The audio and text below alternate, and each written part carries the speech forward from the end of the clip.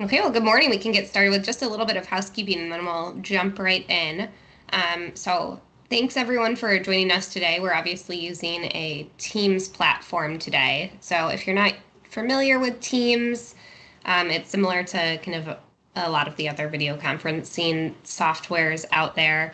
You're able to use the chat function or the Q&A to ask questions. You also can unmute yourself and ask a question. There's a raise hand feature and it will kind of show up like I just did with a little raise hand icon right next to your name. And so you're more than welcome to raise your hand at any point and ask a question. This isn't going to be kind of a formal Q&A where we hold questions, or a formal webinar, excuse me, where we hold questions to the end.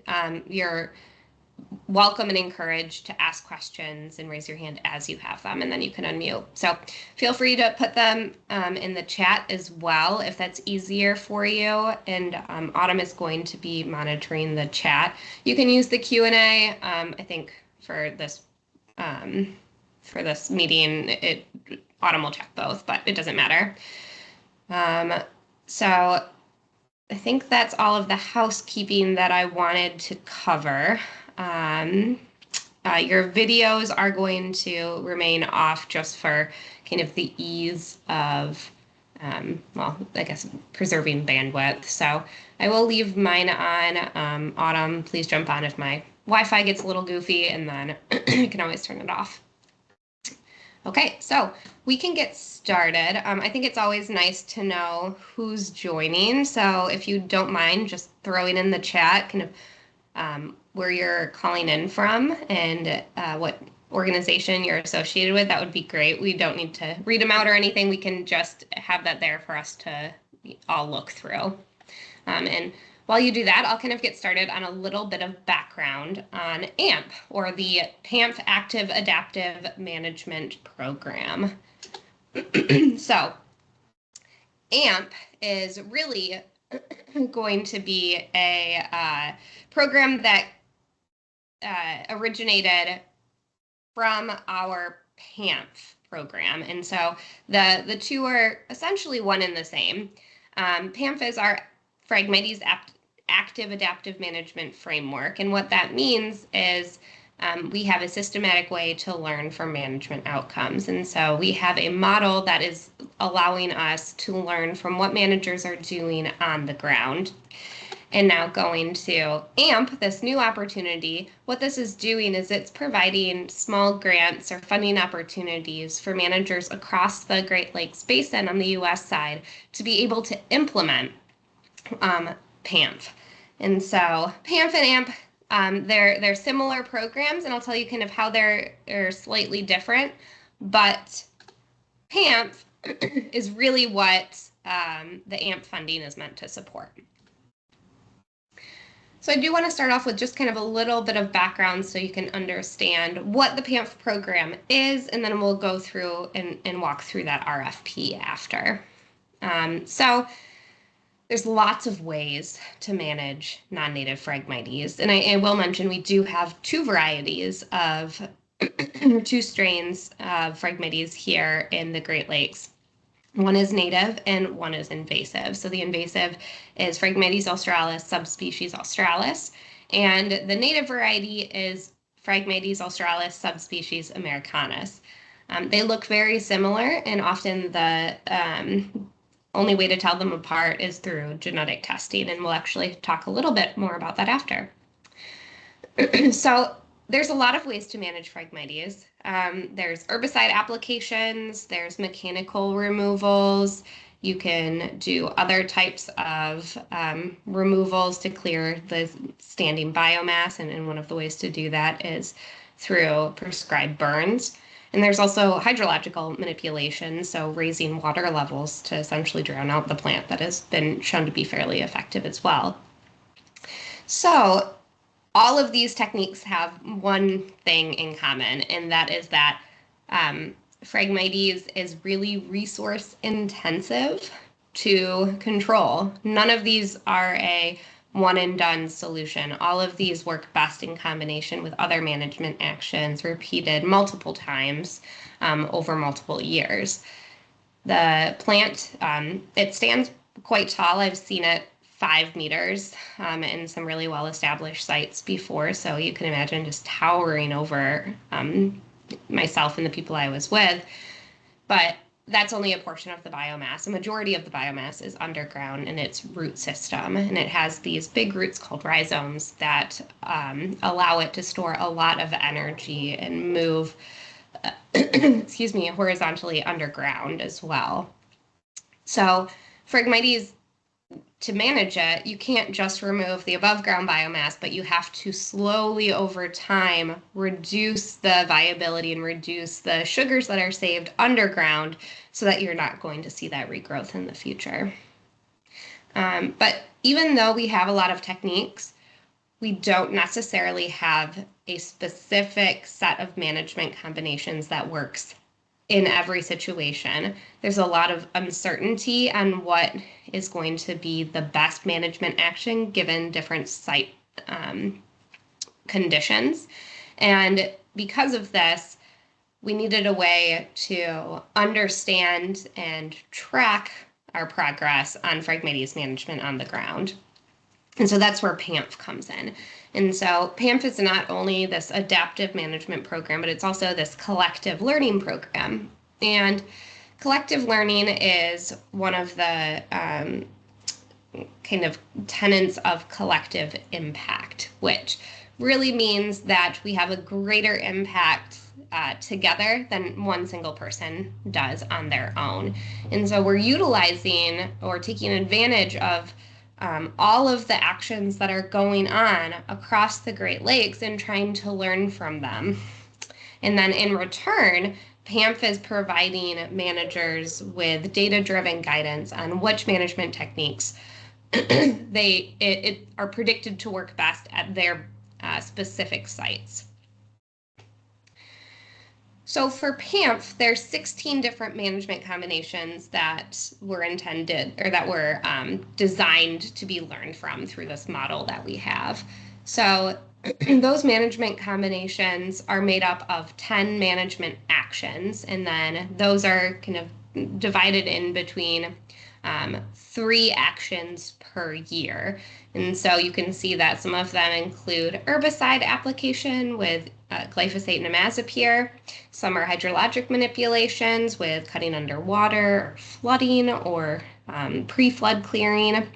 Some are going to be mechanical removal. So we have a mechanical and leave biomass, and that would be like a mowing or something like that, where the biomass is cut and then left on site to compost. Or there's going to be a removed biomass, and so that could be like the prescribed burn, or that could be where the biomass is cut and then removed from site. And we also have mechanical removal in the form of spading, which is actually taking a shovel or a sharpened spade and then cutting at the base of the plant into the rhizome and severing the above ground biomass from the rhizome and removing that off-site. And then rest is also included. So rest, it can be really effective in combination with other management actions. So you don't have to constantly manage this plant. You can take breaks for certain seasons in combination with other management actions. But you will see that our first management action up there is rest, rest, rest throughout the entire year. That's not something that we recommend to effectively control Phragmites, but it is helpful for the model to learn from what managers are doing if they can only rest for 1 full year. And so that is included as one of our management combinations, just meaning that the model is able to learn from that. These management combinations are certainly not exhaustive of all of the different techniques out there.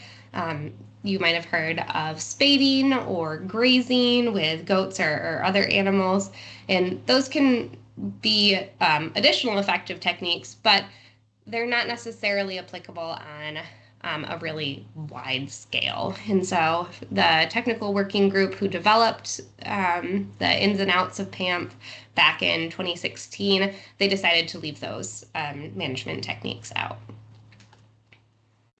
So the difference with AMP, though, is that there's only 12 combinations. So we have a lot of data on some of these and not a lot of data on others. And I'll get into that in just a little bit. So this is what participation in PAMF looks like. So a management unit, which is really just a patch of Phragmites. It doesn't have to be a certain size or a certain shape. It's just kind of, this is the area that we are intending to manage in kind of one uniform way, is enrolled into the program. And enrollment is just defining the boundaries of that site by creating a polygon, and then from there, answering some questions on the management history. So once the management unit is enrolled, then the participants go on to monitor. And so monitoring just includes a suite of standardized measurements that are intended to be simple to implement, but also robust enough that the model can learn from them. And then the model takes all of that information and produces guidance. And that guidance goes back to managers, and managers are able to implement that or not. And it starts all over again with that next round of monitoring. And so participants will cycle through that monitoring, model, guidance, manage over and over again until Phragmites has been eradicated from that location. So the AMP difference here, though, is that there's no guidance. And I'll talk about why that is. But essentially, we're removing that guidance phase because we're only really intending to learn about those management combinations that we don't have a lot of data from right now. So here's the PAMF cycle just with a calendar associated to it. So it doesn't run on the calendar year, so it doesn't run January to December. It actually runs the beginning of July of year 1 to the end of July, year 2. So it's actually a 13-month cycle. But if you put multiple kind of PAMF cycles, you would have that July overlap each time. So monitoring happens each year in July, and that's that standardized set of monitoring of data collection techniques that tells us how invaded the site is. And then next is the translocating phase. So what translocating really means is that the plant is taking all of its sugars that it has collected throughout the year through photosynthesis, and it's transferring them down from the above ground biomass and taking it down to the root structure. And that is in preparation for the dormant phase, which happens over the late fall through the end of winter. And what happens during this phase is that all of the above ground biomass dies off. And so this is gone. The plant is not going to, like a tree, it's not going to kind of drop its leaves and then come back. All of these stalks are just dead, but they do remain standing, which can create a further competitive advantage because it shades out the area and that makes it difficult to access for other organisms that would normally be there. And then come spring through summer, you're going to have the growing phase where the plant from the rhizomes is putting up new spikes that will grow into the tall grasses above ground. And then monitoring will happen that following year. And so there are management actions that take place during each of these phases of PAMF, or each of these phases of Phragmites. So one management action in the translocating phase will be implemented. A lot of times that's going to be like an herbicide application or something that's going to prevent the plant from transferring that sugar below ground. The dormant phase, it's generally either going to be rest or some type of clearing. Again, these stems are all dead. They're not coming back. And so the advantage to clearing them in the dormant phase is really just it makes it easier for you to manage, and it reduces that competitive advantage that Phragmites has because you're clearing the area and providing more opportunities for other plants to grow as well. and then one management action in the growing phase as well. And this kind of depends. The growing phase is when it's taking those sugars and moving them up. So your actions aren't necessarily going to impact the rhizomes, but you can do things to the plant to stress it so that it feels like it has to put up additional plants above ground, really depleting that rhizome sugar storage. So I'll just really quickly go into the PAMF model. It's not critical that you understand how this works, but just for clarity, and if you have any questions, I'm happy to answer them. But how the model works is it has a prior set of information. And so that prior set of information is all of the management that's been happening since the inception of PAMF until current. And so in that prior, there are predictions on what's going to happen if a management combination is implemented under a certain set of site conditions. And so, for example, if you have a highly invaded site and you implement the combination glyphosate, rest, glyphosate, well, it's going to predict how much Phragmites is going to be reduced at that site based on that current data. But the model is intended to incorporate new data each year. And so all of those management and monitoring reports that go in, ideally if it's a full PAMF cycle, it will be one monitoring report followed by a set of 3 management actions that are each reported, and then another monitoring report. So there'll be 5 reports submitted by a participant over the year. And that will go in, and that will create a new data point. And that data point will then, in all of those data points, not just the one, it will update the predictive power of the model. And so now you'll have an updated version of the model that's going to ideally more accurately predict what the outcomes of management are under different site conditions. We also include some optimization into the model, and so we're trying to not only recommend what management is going to be most effective, but also what management is going to be most efficient cost-wise. And so we want to know if there's 2 management combinations that are about as effective as another, but one costs way more than the other, well, we're not going to recommend the more expensive one, we'll recommend the one that costs less.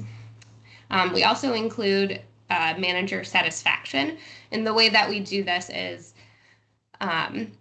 managers are given their guidance, and if they implement that guidance, we assume they're more satisfied with that particular set of management techniques or that management combination than if they chose not to implement that guidance. And so that information is helpful and incorporated into the model. And then the output of that PAMF model, again, is guidance back to the managers. And so that guidance comes in the form of a management combination for each of the sites that they have enrolled. And that's predicted by the PAMF model to be the most effective and efficient combination for that site to reduce the amount of Phragmites the greatest. And this happens again and again, so that the current year's updated model becomes the next year's prior, and then the cycle kind of starts all over again. So the trajectory of PAMF. So when we started this program back in 2017 was the first year that we started collecting data. Management guidance at that point was really just informed by expert opinion. And so we did a whole expert elicitation exercise where we asked a variety of Phragmites experts, okay, what would happen to the site if you managed it using this technique or this combination? And so that's what we initially built our model with. That was the initial model information. But the problem with the expert elicitation is that it was wildly variable. Experts basically didn't agree with each other, and we had a pretty big suite of experts too. And so there was so much uncertainty. So now introduce PAMF, introduce this reoccurring adaptive cycle where participants are over time submitting information. Now we have this model that's not only informed by expert opinion, but it's informed by real field data. And so what we're trying to do with PAMF is move from away from this management uncertainty, so where we know what's going to happen after a year or 2 or 3 of implementing management techniques, to a increased state of learning that's really informed by participant data. And ultimately, this will help us create and establish best management practices for Phragmites across the Great Lakes. So AMP. Now we'll kind of switch gears into AMP, and then I'll pause for questions before we go into the RFP. So like I said, we have 16 different management combinations included in PAMF, but only 12 of those are eligible to be funded by AMP. So I'll explain why. So this was as of August 2023, so before we started the first round of AMP funding the year prior. So as of that time, we had quite a few observations on a handful of management combinations, really just 4, and then we were pretty data poor on the other 12. And so when we had the opportunity to offer these small grants using some federal funds that we had acquired, we decided that this was going to be a way for us to improve our learning on those 12 different management combinations that we didn't know that much about at that point. So that's when we introduced AMP. So I will pause here and see if anyone has any questions on the background or what PAMF is and how the funding opportunity fits into that.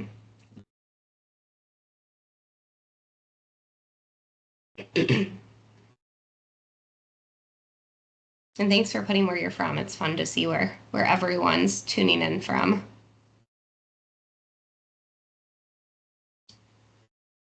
Okay, well, if there's no questions, there'll be plenty of other time to ask questions throughout.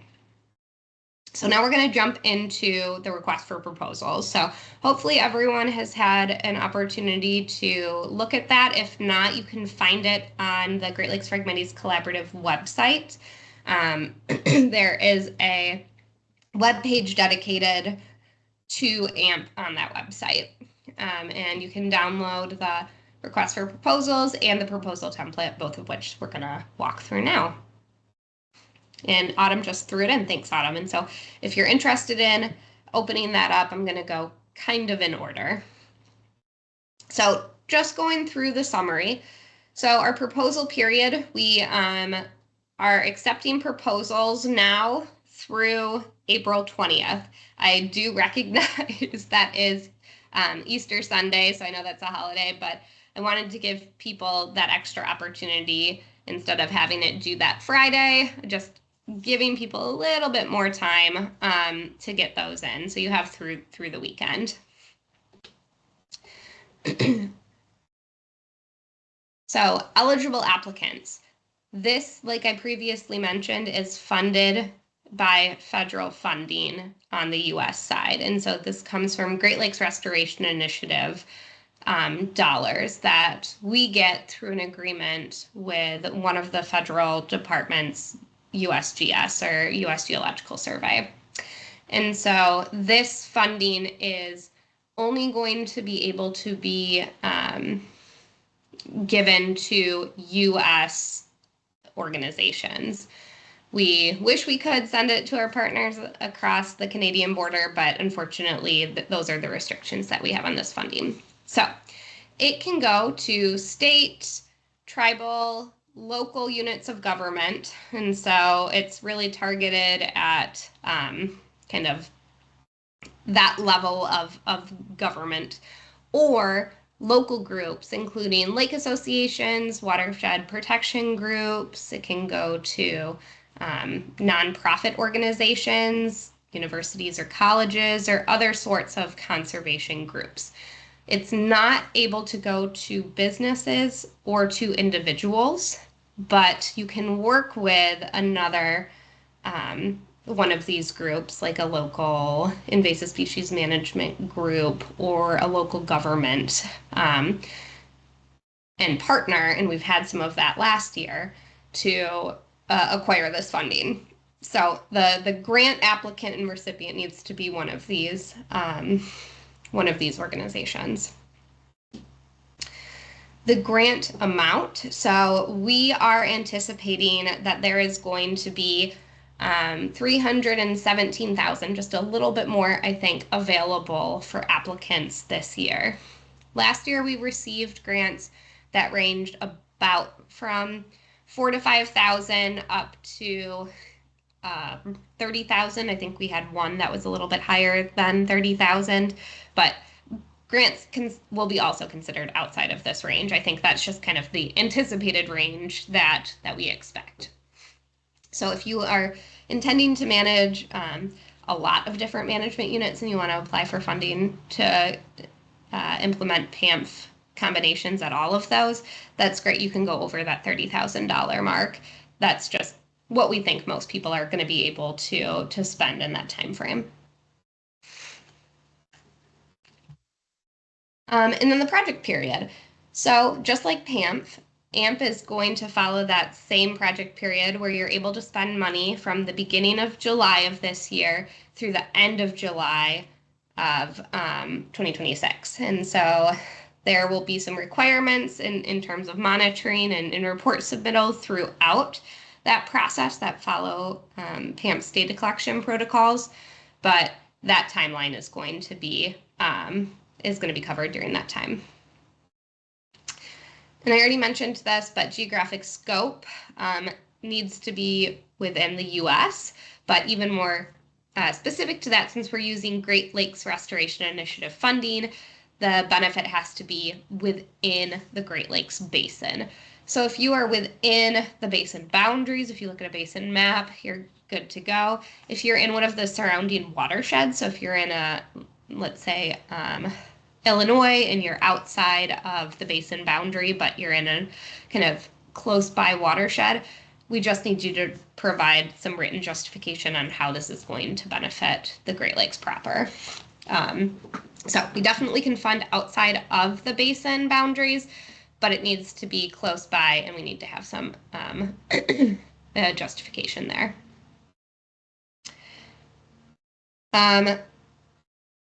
And then Kristen, yeah, I just saw your comment in the chat. So we have a contractor who's using imazamox plus glyphosate with good success. Do you know how many others are doing this in the Great Lakes? That's a good question. I think we have quite a few people right now who are using this combination.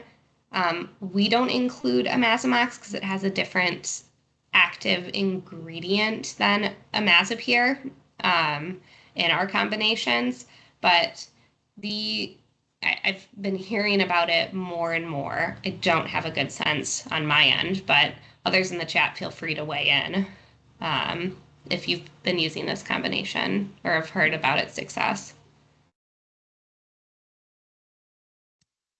Okay, so required activities. So if you apply for this funding opportunity, there are a number of things that you have to do. One of them is you have to manage non-native Phragmites and report on your monitoring and management data as stated under the PAMF protocols. And so I just kind of went over that. There's 5 reports that have to be submitted throughout the year, 2 monitoring reports and 3 management reports. So those have to be submitted and you have to be targeting non-native Phragmites. So seems fairly, obvious that that's the target species, but just to reiterate, that's what we're really focusing on. You also have to agree to follow one or more of the, you have to agree to enroll 1 or more management units of the appropriate size and conditions. And so I'll kind of talk about what that means now. So management unit requirements. Like I said, a management unit is really just the area that you're planning to enroll and manage Phragmites in. So generally it's a continuous patch of Phragmites, or maybe it's an area that has a lot of like little patches of Phragmites that you're going to manage in one uniform way. There's no like minimum or maximum size, but there are some kind of rules of thumb. So the first requirement here is that the management unit has to be located in a Great Lakes state within the basin or have a direct connection to the basin. You have to be able to fit 10 quarter-meter squared quadrats, which are, you can't really tell, but about that big, in the management unit without them overlapping. And so you can't have just like 2 stems of Phragmites that you want to manage. It needs to be enough that you can fully conduct the monitoring techniques. And so while there's not strictly a minimum size, there's going to be the requirement that you're able to monitor it using our standard protocols. And you need to be able to implement one management combination uniformly across the site. So this is really where we have a list of considerations on our website, and I would encourage you to check that out. But I would say that the management unit needs to be small enough that you can easily navigate through it to be able to monitor. So if you have a really large, like you have a 10-acre, 15-acre site that you're hoping to enroll as a single management unit, I would encourage you to break that up, because you're going to have to navigate through that site following a transect to conduct the monitoring activities, and that's honestly just going to be really difficult. So we are recommending, we're not going to completely throw out the application if it's over, but we're recommending a limit of up to 5 acres as the maximum. So if you have one big site of Phragmites that you want to manage and it's 15 acres, then I would encourage you to break that up into 3 different sites. But definitely check out the other management considerations.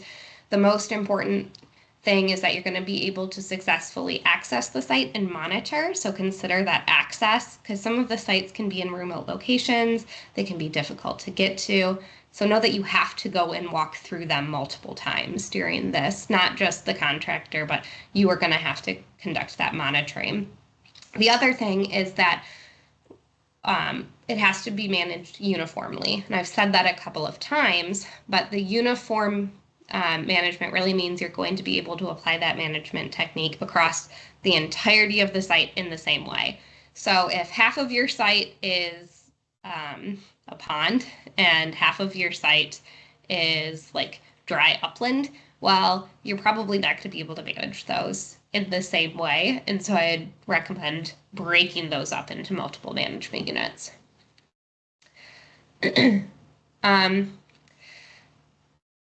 So here's just oh, go ahead, Adam.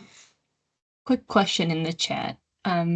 If you enrolled MUs last year but did not apply for AMP funding, are only newly enrolled MUs eligible for the AMP funding? That's a great question. So no, you can have management units that have been previously enrolled in PAMF but didn't receive AMP funding, or they can be brand new. It's totally up to you. So they can have a history of management as long as there's still non-native Phragmites within that site that you're hoping to manage, regardless of if they participated in PAMF previously or if there was other non-PAMF management combinations that were applied in the past. It's all open. So we're looking to get a variety of sites enrolled that are unique in their kind of management history and in their site conditions and in their kind of state of invasion of Phragmites. And so the more variety, kind of the better our data is going to be. So good question. You're more than welcome to enroll sites that have participated in PAMF previously. And kind of added to that, those of you who've participated in AMP previously and received funding, you don't have to enroll the same sites that you did last year or use the same management combinations, but you're welcome to. It's kind of, again, totally open. So everyone kind of has that equal eligibility. So good question. So this slide is just kind of showing 2 different varieties of management combinations that are being implemented. So this first management unit up top, their combination that they selected was glyphosate in the translocating rest, which means just do nothing in the dormant phase, and then reapply glyphosate in the growing phase. And so the size of this management unit and how it is like, oriented really doesn't matter as long as they are able to implement that treatment uniformly across. Same for the second management combination, which is going to be glyphosate flood. So a different combination that uses both herbicide and flooding. You can see that it's kind of an odd shape. So maybe what they were trying to do is just capture the live phragmites and not enroll this entire area, or maybe access on part of this kind of floodplain was really difficult to get to. So whatever the case, it doesn't matter what the kind of shape of your management unit looks like, it just needs to work for you. Okay, back to required activities now that we've kind of decided what makes an appropriate management unit. Management activities need to align with one of the 12 priority management combinations. And I know I haven't said what those 12 are, so we'll quickly go into that. So once again, August 2023, we had 4 management combinations that we had data on, and we have 12 combinations that we don't have a lot of data on. Well, we've gone through and we're in the middle of our first funding cycle for AMP right now.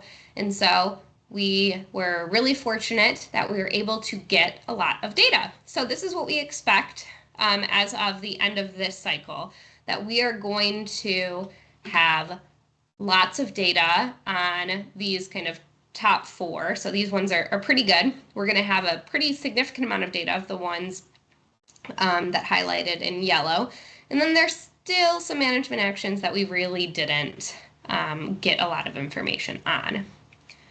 So what we've done is we've created tiers with the expected guidance, or I'm sorry, with the expected data that we're anticipating at the end of this first AMP cycle. So we still have these 4 that aren't going to be eligible at all. And so those are the ones listed at the top. We have lots of data on those, and we anticipate we'll have even more. But then we're going to have 2 tiers of management combinations. So tier 1 are going to be these 9 management combinations that we still don't have a lot of data on, or we don't have any data on. And these are going to be given funding priority. So all of the management combinations that we receive proposals for that are within these 9 tier 1 management combinations, we're going to fund those first. And then with the remaining funding, we will fund the tier 2 proposals. And so those that have selected management combinations that fall into these 3 tier 2. That's because we still would like more data on these, but it's not as critical at this point as these other 9.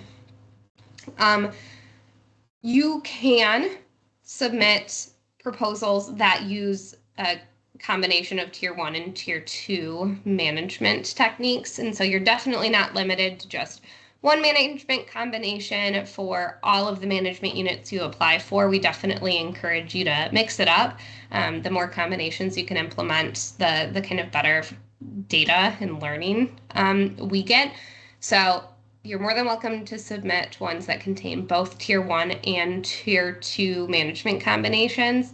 I would just know that you're more likely to have just a portion of that full proposal funded if we don't have enough funding. So this is all in the RFP. This is straight from that. And so you can see the tier 2 combinations. Those are going to be the glyphosate, rust glyphosate, the glyphosate plus imazapyr, mechanical and leave biomass, which again is like mowing generally, and then rest, and then imazapyr, rest. Those are our tier 2 combinations that are still eligible for funding, but won't be considered until the tier 1 funding proposals have been reviewed. Okay, so going back to required activities, we want to make sure that our data is the highest quality possible. And so we require all staff who are working on or under the AMP proposal to take a 2-hour training course. And these are the ones that your contractors don't need to do this, but those who are going to be actually collecting the monitoring data, submitting the monitoring data, and submitting the management data. And so all of those staff need to take our online virtual PAMF training course. And you are able to apply for funding to cover this time as well. And so we do include in the RFP kind of a general guide on how much time it's going to take the training course, to do the data collection, and so that you can appropriately account staff time for that. But everyone is required to take that training course. It's, in my opinion, a really nice training course and resource. It's self-paced. You can do it at any time. And it has modules that you can work through with little mini quizzes at the end to make sure that you understand the content. It takes about 2 hours. It has links to all of the downloadable resources. And then everyone who completes it gets a little kind of certificate saying like, you're PAMF certified. And then you can just send that to us and let us know that you completed the course. So the other required activity is that all of the data has to be submitted during the required timeframes. So the monitoring reports need to be submitted by the end of July this year, and then the second follow-up monitoring report needs to be submitted by the end of July 2026. And then all the management reports need to be submitted by the end of that phase. So the translocating report has to be submitted by November 1st. The dormant phase management report needs to be submitted by April 1st, 2026. And then the growing phase management report needs to be submitted at the start of the next monitoring phase by July 1st, 2026. And so, again, this is something that's available online, this reference, but here is that kind of time frame of when the actions take place and when the reports are due. And we send lots of reminders, so it's really hard to get off track. You know when things are happening. Okay, and then finally, we don't require a lot of like narrative reporting because you're already submitting reports online, which is also, I didn't mention, it's all through our central database. And so you just create an account and you submit them online. It's all digital, pretty easy to do. But we do require 2 financial reports to be submitted. So one financial report is going to be due partway through the grant, so February 15th, 2026. And it just needs to be kind of a breakdown of what you've spent so far, so we can make sure that everyone is on track with their spending and we don't need to do any sort of like adjustments or give any sort of guidance, or we know what to expect. When the final report happens, which is going to be August 30th, then that final report will have a brief narrative report that's included, and there'll be a template for that. It's not super intensive, it's just meant to really capture your experience participating in the program so we can make adjustments in the future.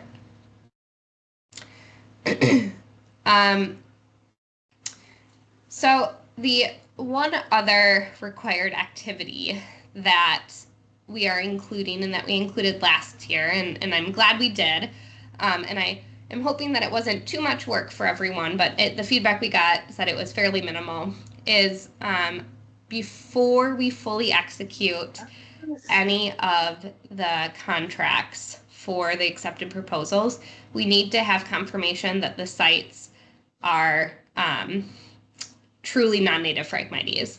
Because like I said, oftentimes the only way to tell that a site is non-native instead of native variety of Phragmites is through genetic testing. So we've initiated a contract through the Great Lakes Commission with Oakland University with Dr. Doug Wendell's lab, and we worked with them last year and we'll work with them again.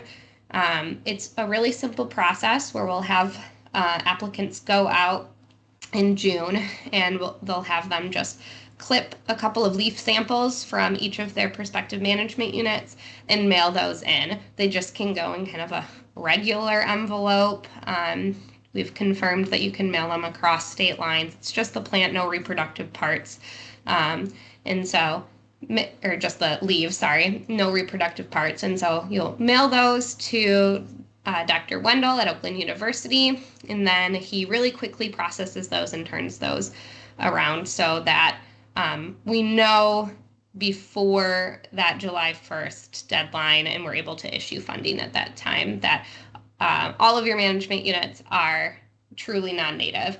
We did have some management units come back last year that were native, and then we, of course, had to adjust proposals based on those findings. So it was really interesting to see that, but most people did correctly identify Phragmites as non-native because it had that truly invasive quality where it was, taking over an area. So this is just one of the requirements. It's pretty low effort, but it does need to be done before we can issue funding. Okay, so now we'll move on to eligible expenses. So these are things that we do allow you to spend money on. So salary and fringe benefits are absolutely included. You are able to do the work yourself for managing, or you can contract it out. But we want to make sure that if you are doing the work yourself, you can pay staff. And so salary and fringe, more than welcome to. Management supplies. So this would include like all of your supplies for implementing said management action. So the herbicide or PPE or different like application supplies, like you need a backpack sprayer, or you need like raspberry cane cutters if you're doing, like underwater cutting, things like that. Equipment rental. So you're able to rent equipment, and that's something, so that'd be like a harvester or like a larger sprayer, so that the money is able to go towards those rental fees. You're also able to contract. If I'm not remembering off of the top of my head what the number is, but I think it's quite a bit. I think it's something along the lines of $50,000. So if it's under $50,000, and I will put this on the website. I think it is already on the website. But if it's under $50,000, you don't have to do a bid for contractors with federal funding. So we do ask if you have pre-selected that you kind of like share why you selected that contractor. But if your contract cost is less than $50,000, we don't have to have multiple bids out there. We're able to cover unlimited travel as well. So if you have a really large management like zone, so maybe you work, across like the lower half of Michigan, for example, and there's a lot of travel to get to the management units, you can include some time to cover those costs. And then outreach supplies. This wasn't something that we were necessarily anticipating, but we did get some managers who applied last year who wanted to add in a little bit of outreach in addition. So we thought that's great. We'd really like to support this, but we do need to limit it to either a maximum of 10% of your overall budget or $1,000, whichever one comes first. And then indirect costs, we do cover indirect costs. However, you have to have an approved NCRA if you would like more than 10%, and that's something that would need to be approved in advance. So if you do have an approved NCRA, We limit indirect costs to a maximum of 25% of salary and fringe. So you would just need to provide us your approved indirect rate, and then we would be able to go up to from 10% to 25%. And I see a couple of questions in the chat, so I'll just pause really quick. So if we were involved with AMP last year and we want to submit another proposal this year, I assume we do not need to re-enroll the site again and go through genetic testing. Yep, Sam, you're absolutely right. If you are going to go through with a proposal for the same sites that you enrolled last year, you are exempt from genetic testing. So you do not need to re-enroll that site. It's already enrolled, and you do not need to submit samples for genetic testing. And then, Holly, I see you have, can we purchase equipment like a UTV to get to the site? So here we go. I'll go to non-eligible expenses, and this will hopefully answer it for you. So non-eligible expenses, one, we can't implement management combinations that aren't included in the RFP. And so if you wanted to manage in a way that wasn't one of those 12 eligible combinations, then you're not able to receive funding to do so. Non-incidental management of invasive species other than non-native Phragmites. So you can't also target reed canary grass if, you know, you're applying herbicide to a site and you happen to control another species, fine. But you can't also target additional species outside of non-native Phragmites. That's what we care about, and that's what this funding is being directed to. Purchasing equipment. So with federal funds, we're not able to allow the purchasing of equipment, which is defined as a single item costing more than $5,000. So if there was, if the UTV cost greater than $5,000, then no, that wouldn't be eligible. And the reason for this is federal funds can be used to purchase equipment, but they have to then be returned to the federal government, the equipment, after. And this is a really difficult process to go through. And there's other kind of approval processes before spending the money on that. And so we just said, no, you can rent equipment, but you can't purchase equipment. So things that cost more than $5,000. And this last one was not something that we love that we can't spend money on, but it is because we are trying to maximize the amount of data that we are getting as part of this program.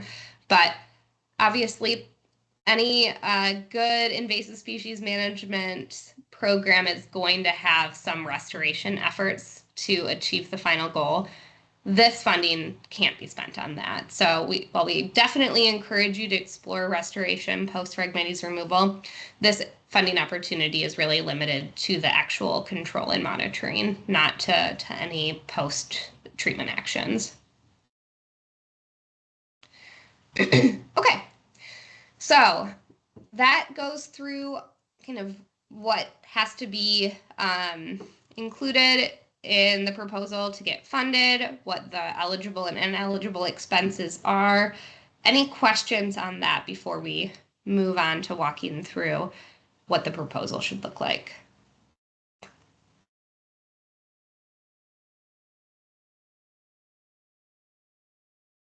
Okay, I'm not seeing any hands raised, so if you do have any questions, just keep entering them in the chat.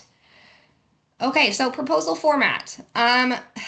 The proposal itself, we do have, and let me quickly share that so you can just see it right now.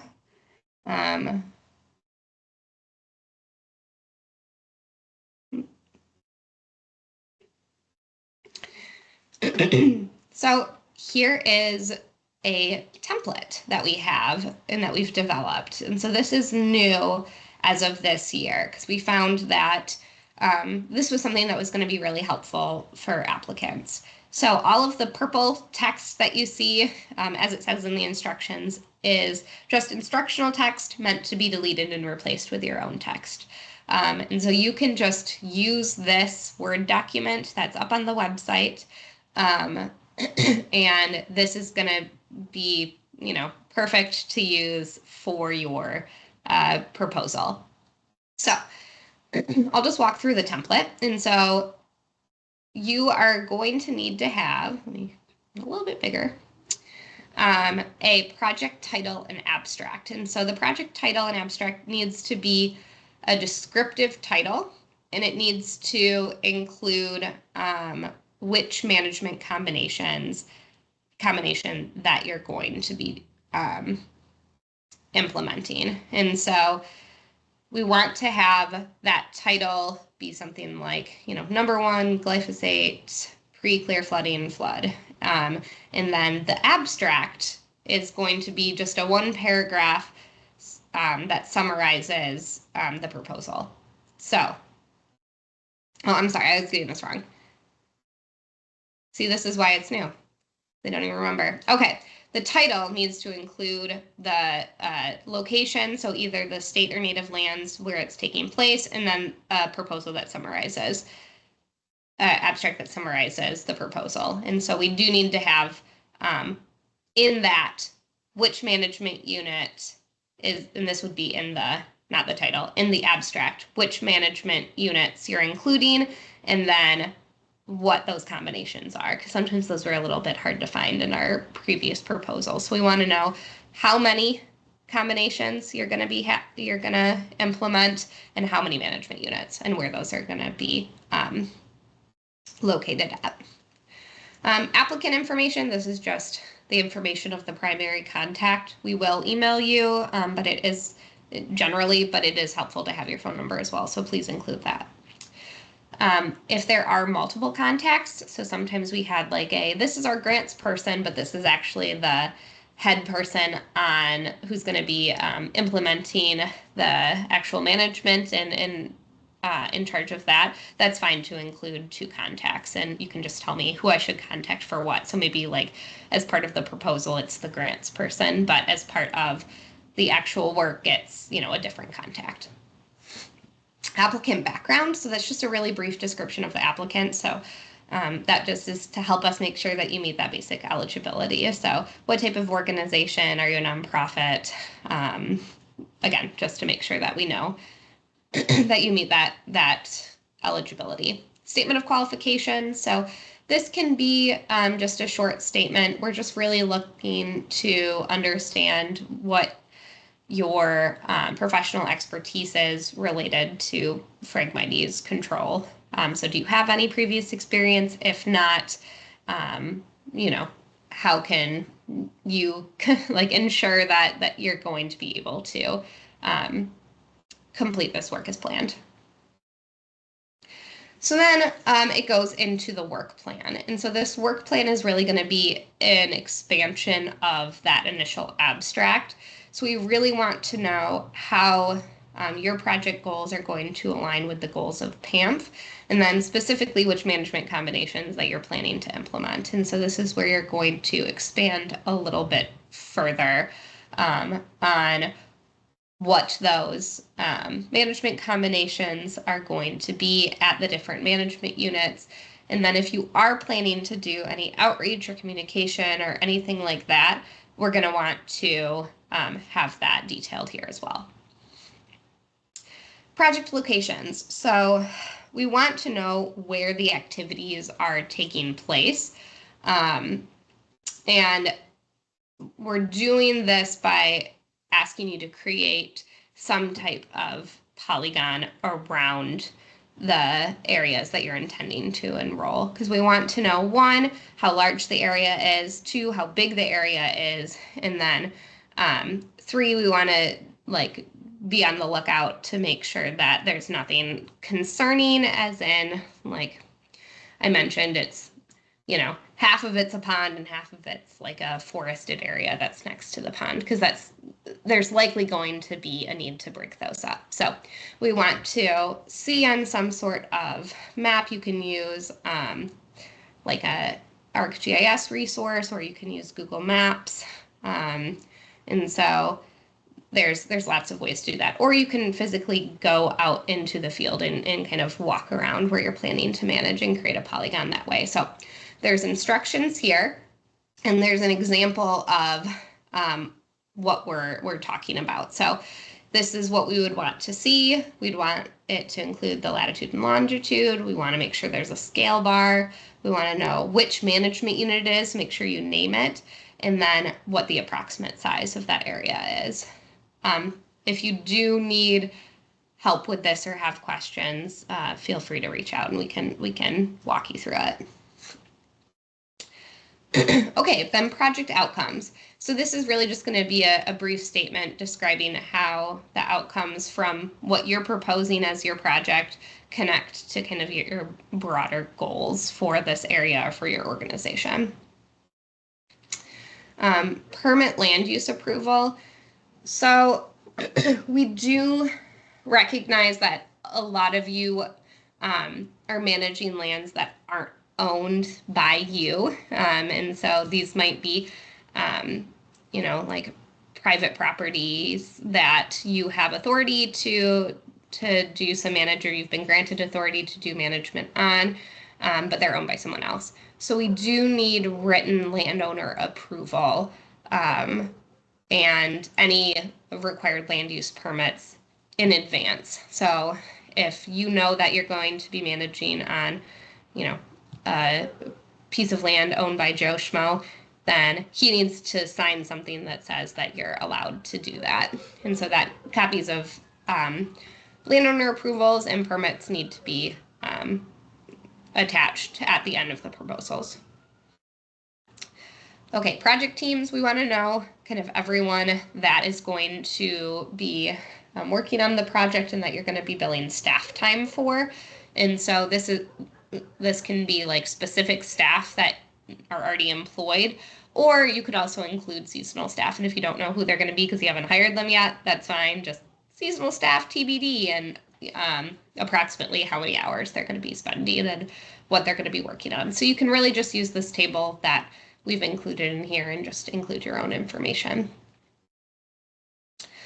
Project schedule. So we've put in here a detailed project schedule that you can really just follow, but we want to make sure that you put in your information here as well. So you can see some of it is italicized, and so this is really where you would need to change it.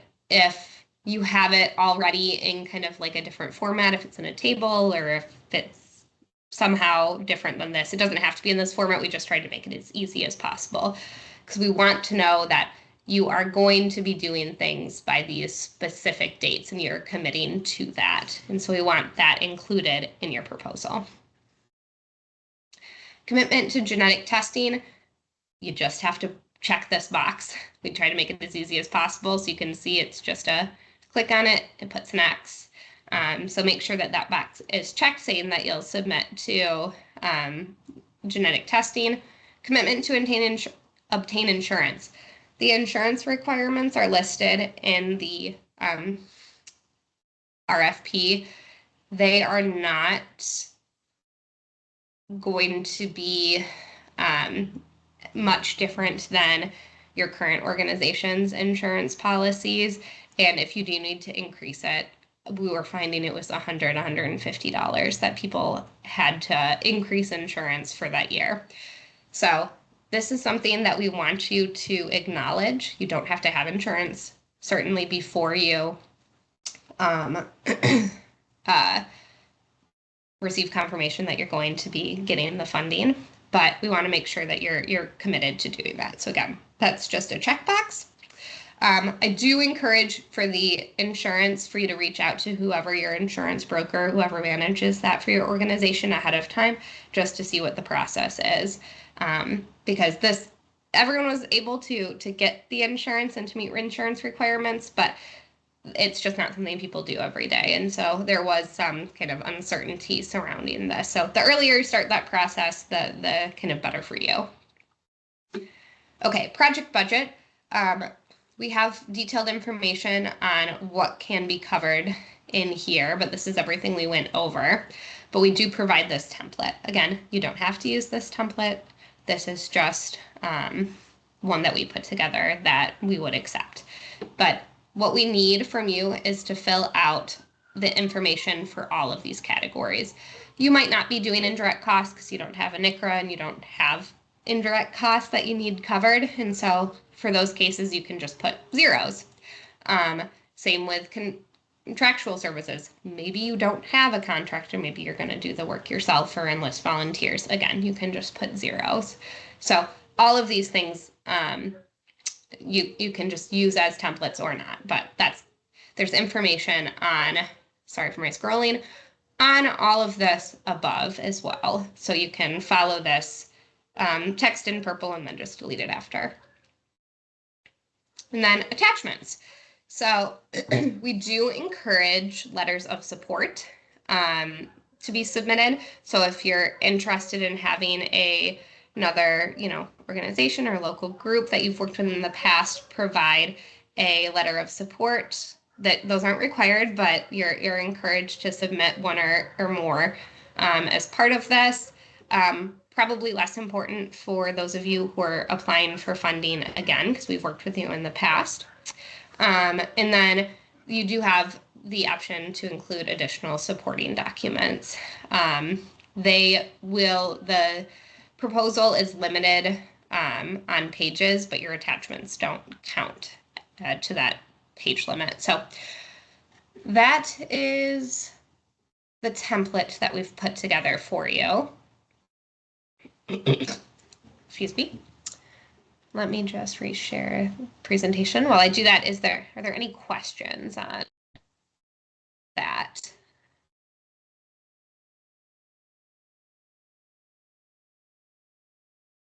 Okay. So insurance, already went over this again, but you have to have insurance. That's included in the RFP. There's kind of basic limits that you need to meet for yourself and your employees. And if you're going to be using vehicles, there's going to be vehicle insurance as well. So evaluation criteria. How are these proposals going to be evaluated? The first thing is that we're going to look at how many management units are included in that proposal. And so applicants who have multiple management units are going to be given that first level of funding priority. So that's certainly not to say if you only have one management unit that we won't fund your project, because we certainly have managers who are participating this year who just have a single management unit, and we gladly funded them. But it's great if you can have more than one, because again, that's additional data and additional impact as well to the system. We're also going to be looking for the applicant's capacities to successfully manage the grant and achieve the goals in the proposed project. And so we're really relying on kind of your statement of qualification, as well as those letters of support if we haven't, worked with you previously, and then just making sure that what you've proposed in that timeline really makes sense and matches with the PAMF timeline. Good question, Kristen. So Kristen asked, is match encouraged as well? Match is not required, but that will be kind of a +1 to your proposal if you include any sort of match, but certainly not required for this. So you don't feel like you need to, but that will give you a little bit of boost in priority. So good question. Applicants' commitment to managing non-native Phragmites through the implementation of one or more of the management combinations. So again, Tier 1 is being considered first, so those 9 combinations that we are really lacking data on, and then Tier 2, those 3 combinations that we have some more data on, will be considered second.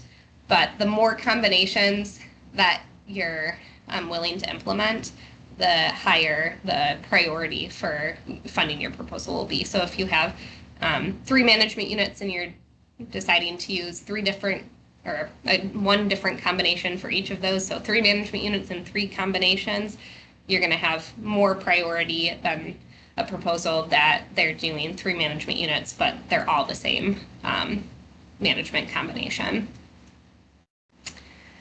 And then just the kind of reasonableness of costs of your proposed budget based on the level of work. So there might be once the funding proposals are reviewed by our task force, which are a representative group of fragmenties experts from across the basin, they might come back and say like, oh, these costs seem like not to match the work that's being done. You might consider increasing or decreasing. So there could be opportunities for a little bit of back and forth to make sure that your proposals are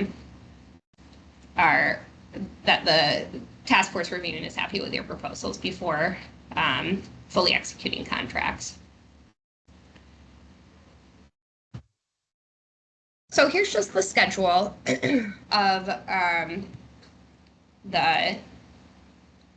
I guess from now until the end of the project period. So we posted online mid-March the request for proposals, so that's been released. You have, like I said, until Sunday, April 20th to submit proposals, and those proposals will just be a PDF that is ideally one single document. If you can't do the attachments together, that's fine, but it will just be emailed to me. And then we are going to start announcing awards a month after that. So we do need some time to review the proposals. We try to make this as accessible as a process as possible. So if there is something that we flag in our initial review of the proposals, our kind of internal review of your proposals before they go over to the task force for selection, we will follow up with you and give you an opportunity to refine those proposals. So if there's something like you forgot to check a box, or the timeline didn't quite match what we were anticipating, we'll come back to you and ask those follow-up questions. So we're not just kind of, you only get one chance. No, we want to work with you. We want to make sure that you have every opportunity to receive funding. So we will come back to you, to anyone who we have questions or concerns or want to see changes to make sure their proposals meet basic eligibility requirements. Then they'll send them to the task force, and then they will do the final selection. So once we announce that, then we'll request that you do the genetic testing, and once we have those results, then we'll fully execute the contract and distribute the funds. And then the project really begins July 1st and will end July 31st, and then it will truly wrap up August 30th of 2026, because that's when all of the final reports are due. Oops. So funding disbursement, and it kind of similarly to us wanting to give you more opportunities to make your proposals as good as they can be, we want to make sure that we give you enough money to implement this project and you're not kind of, in debt to yourself because of it. So we will be dispersing 90% of the total cost of the project that you've applied for upfront, and that final 10% will be distributed upon receipt and approval of the final narrative and financial report. So that won't be until summer 2026, but we will be able to distribute that 90% upfront. So hopefully you have pretty much everything you need to do the work. We do reserve that 10% just as kind of one of our standard practices to make sure that the work is being done per the proposal that was submitted and the work plan that we had approved. And then we will distribute the final 10% should you have spent up to the 100% mark. So I mentioned this website a couple of times. Here's just a bit.ly, but Autumn already threw that in the chat too, so you can scroll back up and find that. The website has lots of information. There's frequently asked questions. There's the additional kind of management unit considerations that I mentioned there. Thanks, Autumn. She just threw it in the chat again. And then there's kind of that background information as well. So The RFP and the Word document proposal template are both available to download. So all the information you need is on here. Obviously, you've registered for this webinar, so I'm glad that you're here, but we do have an additional question and answer period as well. So if you do have specific questions, it's just going to kind of be more or less like an office hours that I'll just open it up for an hour, and anyone who wants to join and has questions, I will happily answer those. But you can also call me or email me. So here's my number. This is my direct contact and then my email address. So whatever is easier for you. If you call me, there's a chance I might be on meetings and I'll have to call you back. So just leave me a message if you could. But most of the time I'm able to answer. So please ask questions along the way. I'm happy to walk folks through any questions they have.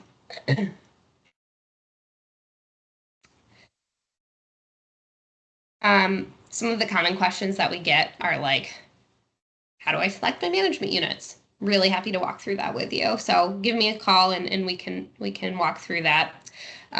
Project scoping as well, trying to decide, how many management units do you want to enroll? Where do you want those to be? What seems kind of reasonable? I'm also happy to answer questions about that and give general guidance based on kind of previous experience that we've had. And then if you have any questions regarding the PAMF protocols too, you can always reach out to me, or you can take that Moodle training course at any time. It's free and freely available. The link to that is also on the website, so you can access it from that PAMF page.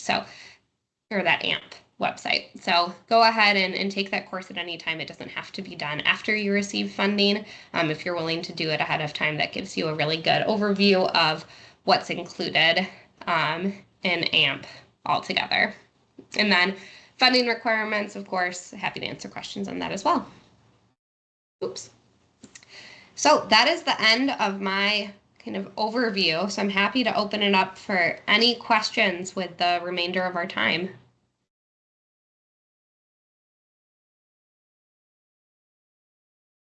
Yeah, Jason. Hi, Sam. Thanks for having this and having the funding opportunity. So I'm from the Door County Invasive Species team, and I was going to submit an application for management units that myself and my summer staff will be managing. But I have a landowner, a private entity that wants to also be involved with this project.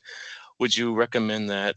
Obviously, they need to be with me in part of this. Would they be included in my proposal, or how would that work? So would you be doing some of the work on that site? Is that what you're I don't know the answer to saying? that yet. Possibly. Okay. I followed up with the homeowner if they wanted. They've been managing this property for a while, so I don't know if they want to continue it by themselves or have us come on there and do it as well.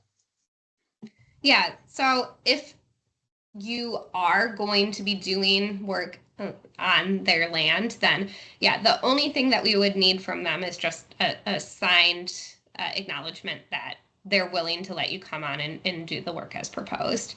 If they're interested in doing the work themselves, but receiving funding through you, that's kind of up to you at that point if that's something that you want to facilitate for them. So that's on our end, that's okay. You can pass through funding or you can purchase supplies on behalf of the landowner. They wouldn't be eligible to like have salary because they're not an employee of yours, but you could purchase supplies for them to, go out and do the work. So that's kind of whatever you're comfortable with, but that's something that would be just fine. We would just have to have that signed acknowledgement if the work was happening on private property that they're okay with that happening there.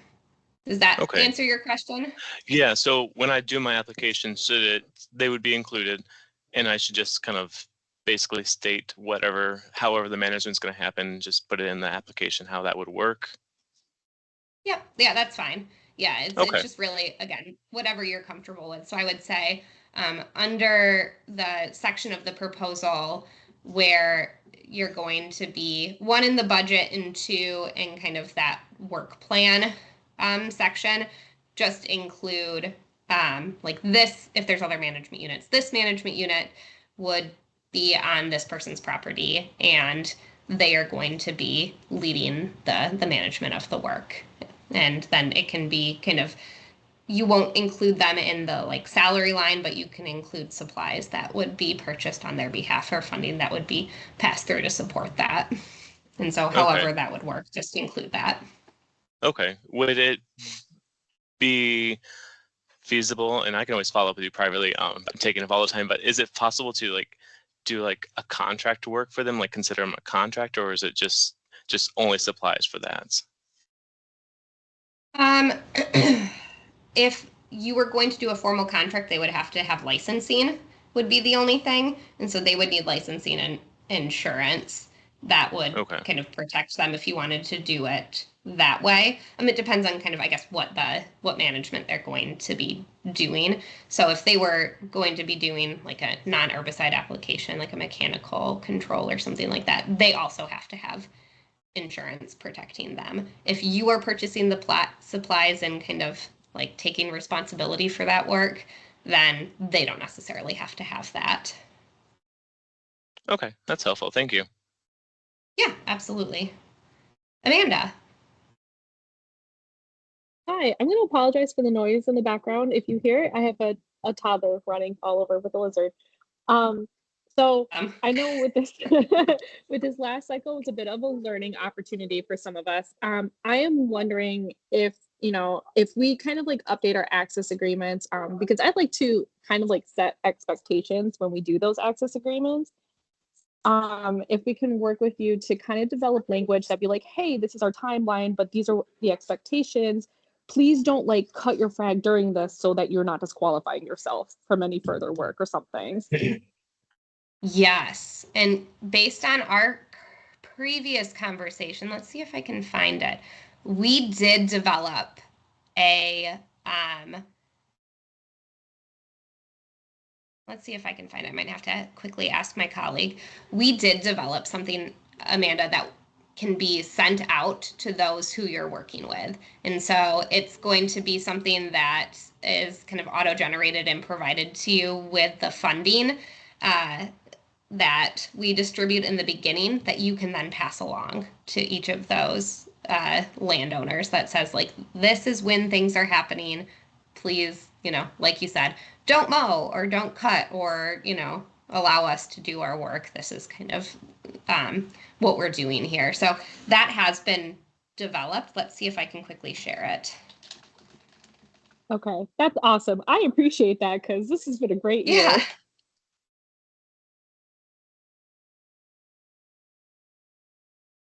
Any other questions while I find that?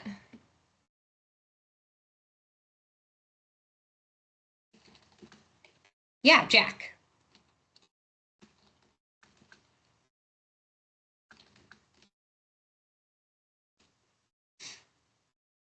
Still looks like you're muted, Jack, if you're trying to ask your question.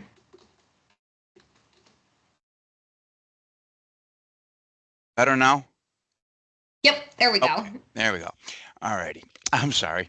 I have an aquatic weed harvesting barge that we've done some retrofitting on that can cut them both underwater and at the top. If there was anyone in the Lake St. Clair watershed that would be interested in this piece of equipment, I'm willing to rent it out or be contracted out. It can get down about 6 feet deep, but the reason I came on this one is on the underwater cutting or the removed biomass cutting, which I've personally found on my own lake to be the most effective and the longest term. What about the permitting process, which has been a big deal for anybody been able to get some of these jobs done in the St. Clair watershed and the canal systems that have been blocked up? How was that going to play out for the people in these situations? Because it's been a bit of a setback for. Yeah, so I can definitely see that. So applicants are definitely responsible for acquiring their own permits to do the work, and that should happen in advance. So you need to work through the appropriate bodies. It's likely, depending on the work that's going to be done, it might be Eagle, it might be with the county, with the city, whatever the authority is. So those need to happen in advance. We haven't experienced with the management combinations that are included a previous history of that being a barrier. Okay. If you were doing some type of dredging work or you were kind of disturbing bottomlands, that's when it becomes. That's the golden question, because Phragmite roots can grow very deep into the ground. So is it a bottom or is it the root ball that created silt, which now the bottom apparently is 6 inches underwater, but it used to be 5 feet deep. So what's considered bottom line? This is an argument. This is a conversation I've had multiple different times. They say, as soon as you put that underwater, you're dredging. No, I'm not. It's not a dredge. It's an underwater lawnmower, and for the lack of a better term. So I'm very curious about removing of the biomass, which is, we don't cut our grass once a year. We cut it all the time. You have to remove the biomass from the under the water, get the water to flow again, and it's going to work better. How has removed biomass and cut underwater been working, especially with these insanely low water levels we're going to have this summer and already have now? Yeah, so that's a good question. So if you're interested in doing a cut underwater technique, our recommendation is that you need to cut at least 1 foot below the water surface. Ideally, you're doing closer to a meter below the water surface. The meter really prevents that like snorkel effect where the plant can really regrow and go above the water level. However, if you have really low water levels and you can only go a foot or even less, you're just going to have to implement it more often. So every time you have plants coming up, you have to go back over. So I think that what the low water levels are causing is the management to be more labor intensive, because it can happen with what you're talking about, like a truck saw or some type of like mechanical device, or it can happen where people have smaller patches and they go out with like raspberry cane cutters or things like that, and they're just going as far down as they can. I think in terms of the permitting approval, yeah, that's not something that we're able to really provide guidance on. But I'm surprised to hear if you're not cutting down to the soil that it is considered dredging. So yeah, that's surprising to me, at least. It's a bit of a gray area. Let me see if I heard you correctly. You said if I'm not cutting down to this, say that again, please. So is it dredging or is it not? What was your opinion? So it's not dredging if you're not coming in contact with the soil at the bottom. The original bottom line. Mm-hmm. So I mean, if you are removing, if there is kind of muck though, and like settled biomass from previous years that's accumulated, I could see how that could be considered dredging if that's where you're going. But if you're working within the water column and cutting there, then it should not be considered dredging. But again, I don't have the kind of experience to provide guidance on that specific permitting, unfortunately. Okay. So how could I reach out to people who might be in these different organizations that may need to contract someone with my equipment? So I would encourage you. Yeah, so I would encourage you, we have a contractors database on our webpage, to add your information there.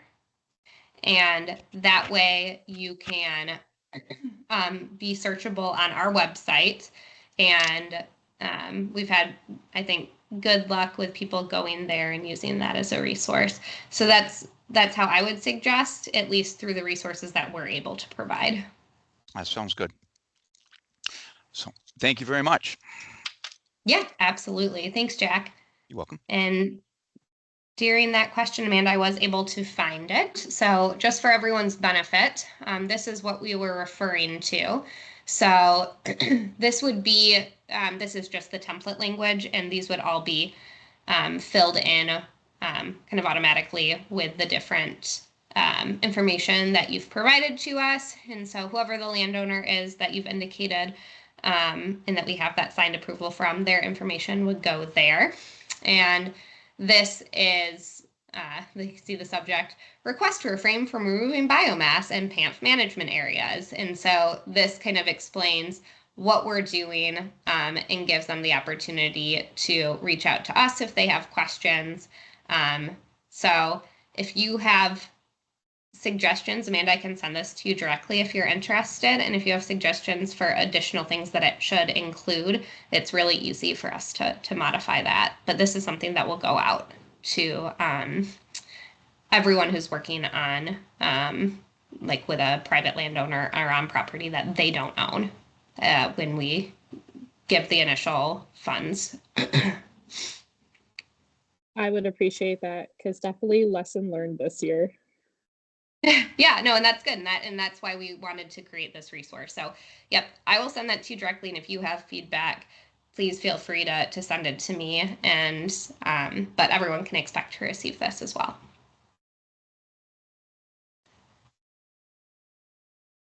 Okay, any other questions? Jack, yeah, do you have another question? Yes, I do. When it says lake associations, are those like private lake associations? That's the question. Yeah, so, yep, those could be private lake associations. Okay. Thank you.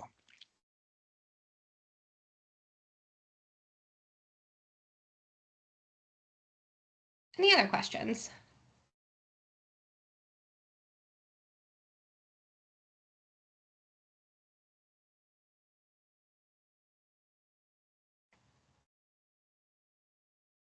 Okay. Well, wonderful. Thanks everyone for hopping on today. Really happy that we're getting the word out and that this opportunity is kind of out there across the Great Lakes Basin. So if you have questions as you're developing these proposals, don't hesitate to reach out. You have about 3.5 weeks to get those together. So hopefully plenty of time, but reach out along the way. Either I'll put my phone number back up again. Oops, there we go. Either via email or just give me a call, and we're happy to walk you through it. So thanks all.